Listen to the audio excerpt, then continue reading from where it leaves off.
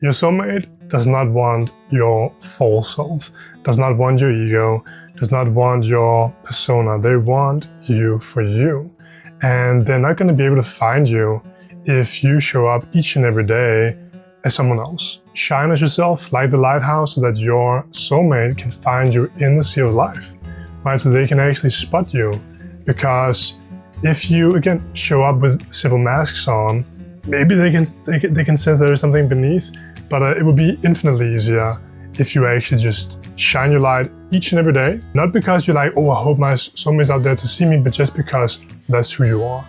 You do that every day. You do that in your career. You do that with your friends, with your family. It's everything. It's how you dress, it's how you walk, it's how you talk.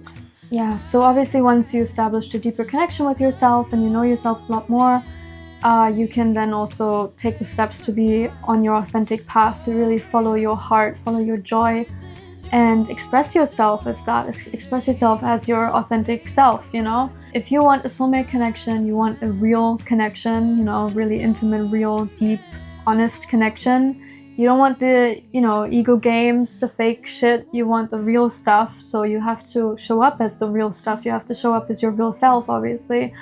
Otherwise, they can't find you. And what, like, I did back then and how Janos found me was on Instagram, and I started posting about things that interested me, which was largely around spirituality, and especially I did some posts on the masculine and feminine spiritual path, and that's kind of the thing that we connected on. That was always something that I was kind of afraid of putting my thoughts and beliefs out there, because I was, you know, wasn't very, like, I don't know, it was a little bit scary, but I did it, and I wanted to, essentially I wanted to show up as myself, and I wanted to make friendships that are honest and deep, and friends that are on my wavelength, you know, on the same wavelength as I am. So I did that, and that definitely paid off. That paid off because, and this is no joke, you were my favorite Instagrammer when you were posting. And this was before we even talked.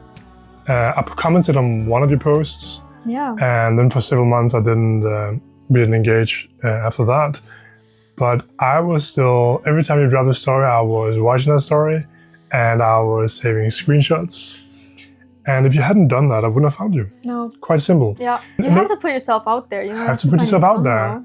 And that was not easy, right? You were afraid of being judged, yeah, right? I was, yeah. Yeah, but you did it anyway. Yeah. You follow your heart. Yeah. So you gotta be vulnerable, right? You gotta show the world who you are.